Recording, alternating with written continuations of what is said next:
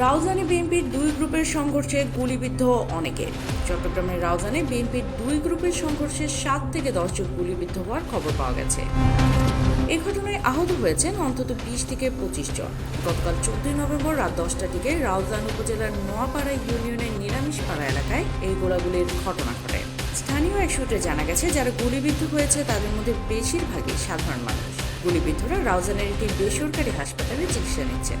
স্থানীয় সূত্র জানায়, বিএনপির চেয়ারপারসনের উপদেষ্টা গোলাম আকবর খন্দকার ও ভাইস চেয়ারম্যান গিয়াসউদ্দিন কাদের চৌধুরীর অনুসারীদের মাঝে গোলাগুলির ঘটনা ঘটেছে।